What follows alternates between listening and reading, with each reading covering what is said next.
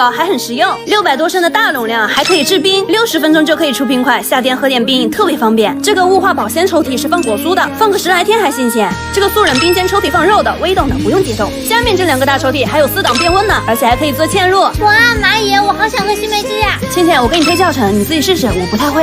哎呀，我会，我来，谢谢。既然温度不爱听，我已经跑了5次厕所了。是你自己要喝的，谁知道是不是你的做法不对我擦？哎呦！哎，你这是怎么回事？又不关我的事。所以不要过度插手别人的事儿。是这样啊，我就是管的太多了。那为什么自己事情不能说？